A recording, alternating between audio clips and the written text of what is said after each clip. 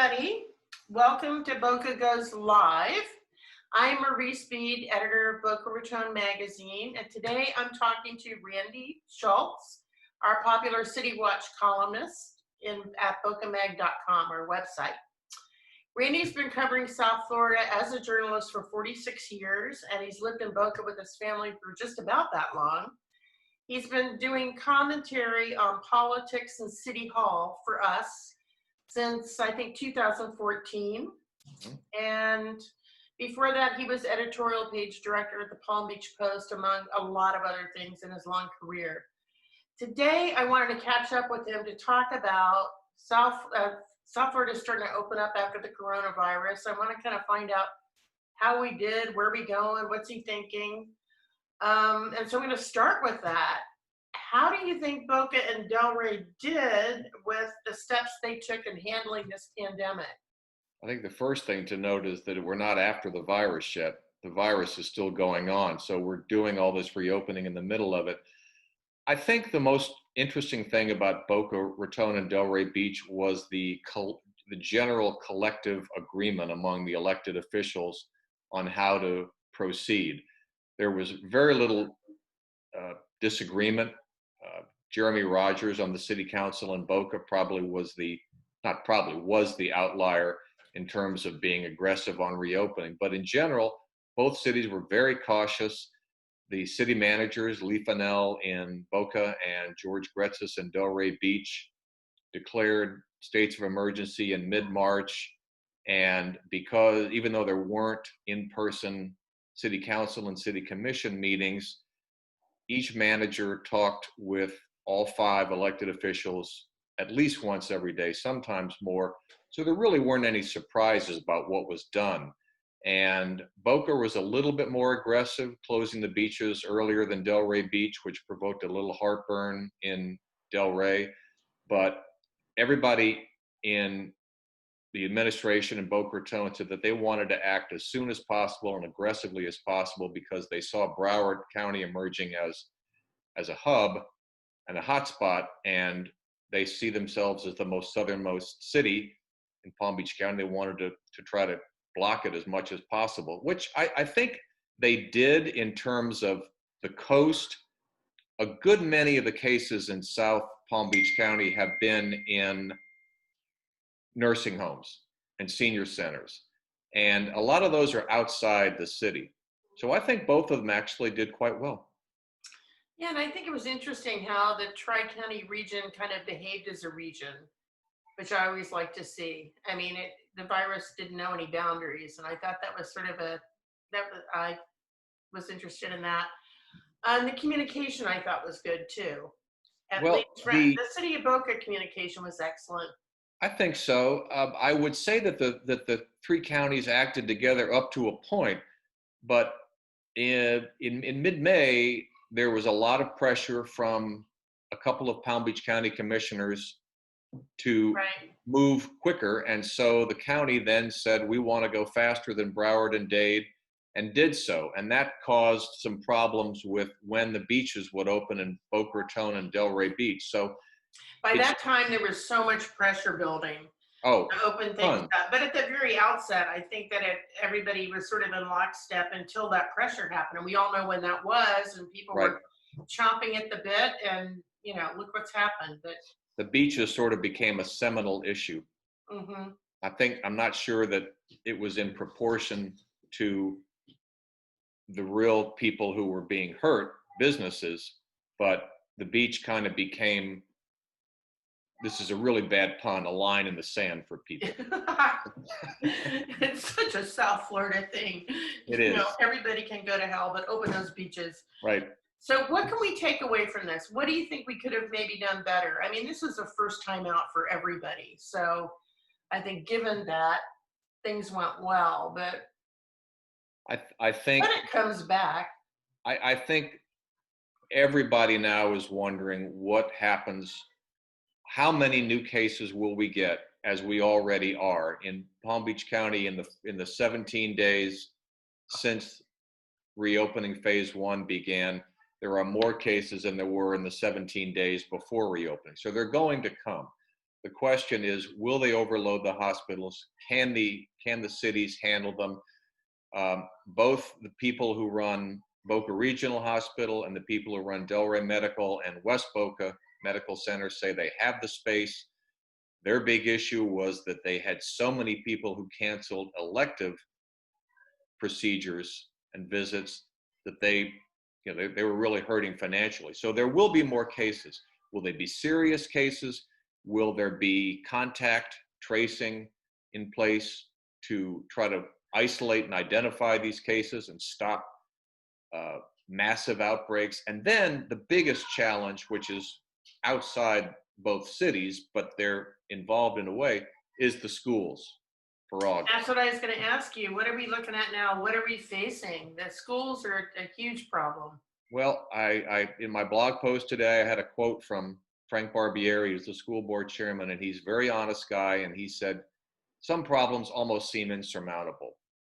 Buses was the one he mentioned, but how do you persuade teachers to come back, especially those who are 55 and older? How do you persuade parents, excuse me, that the schools will be safe?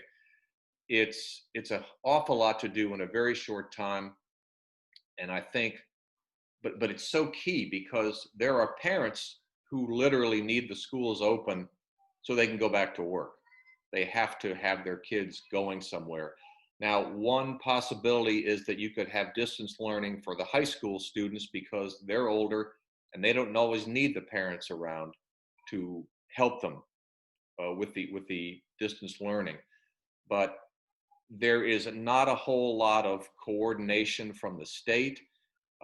What the biggest question in practical terms for the school districts is money, because on July 1st, the legislature, or the governor, excuse me, will decide what to do with the state budget that was approved in March. And the scenarios for Palm Beach County are cuts from anywhere from 25 million to 150 to 200 million dollars because sales tax collections have dropped off so much. So until they hear from Tallahassee, it's awfully hard to plan. But there will almost certainly be more expenses for school districts: food, hardware, extra money for summer remedial work.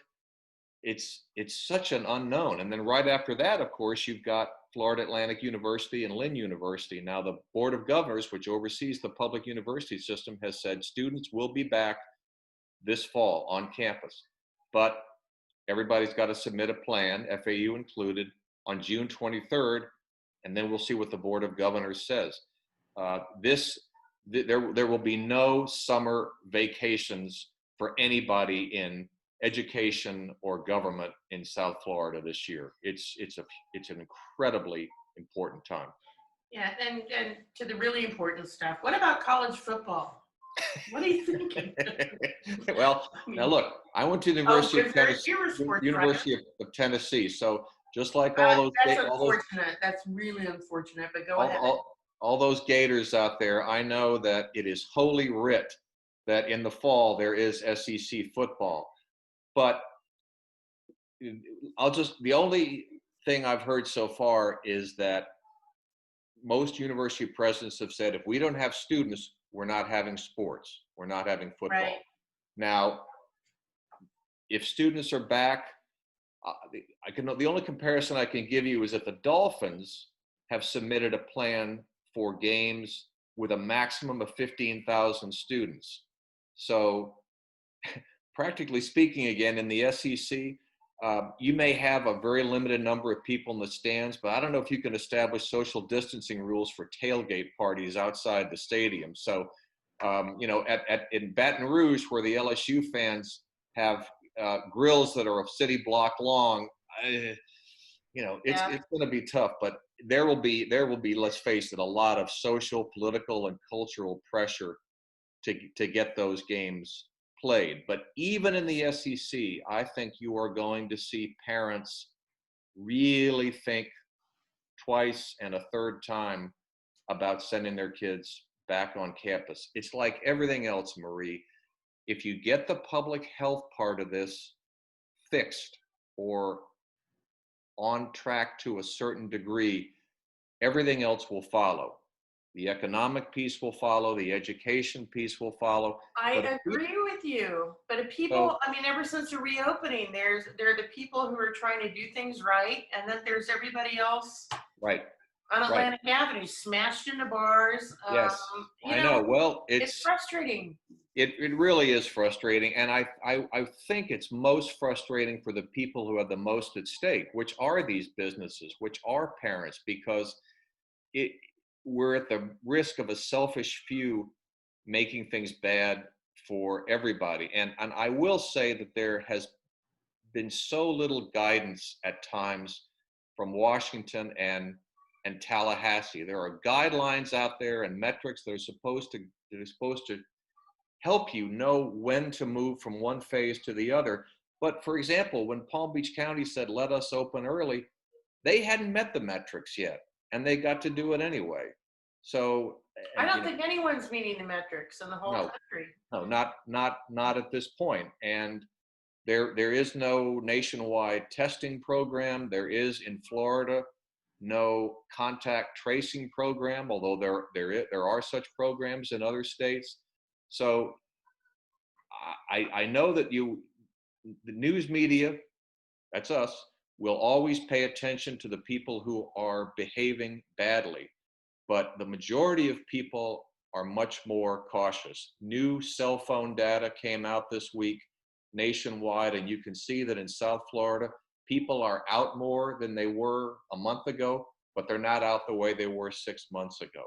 People are very cautious. Business owners are cautious, even in states where there have been reopenings. Not all restaurant owners have been lining up to do it immediately because they have to protect themselves and their employees.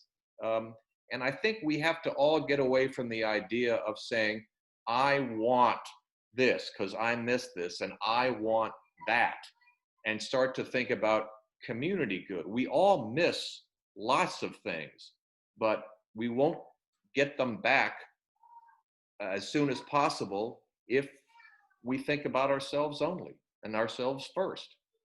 I miss going to my grandkids' baseball games at Sugar Sand Park and at City Hall. I miss having friends over. I miss Don't sushi. you miss those city council meetings? Oh yeah, that right. I forgot that. Yes, Yeah, of course. that'd be right I, up there. I do miss that. I miss sushi terribly, but Yeah. I'm not ready to order sushi yet. So um, it's it's an unprecedented time, and the better we behave, the quicker we will get through this to when in better shape to when there's a vaccine and an antiviral, which is really when we begin to come out of it. But I do think that in Boca Raton and Delray Beach, it's been caution has been advised. And I should take a moment to praise the clergy in both cities, because you read stories from around the state and around the country of rogue ministers, rogue pastors who've Right. said, too bad,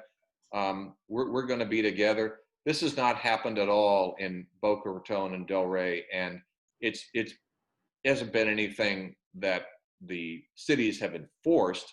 It's just enlightened people who realize that they don't want to put their parishioners, their congregants, their members at risk. And so there has not been one church, one synagogue, one mosque, any place that has drawn criticism from either city. And that's big, because all the research shows that not only large gatherings, but large gatherings where people are singing are just dangerous.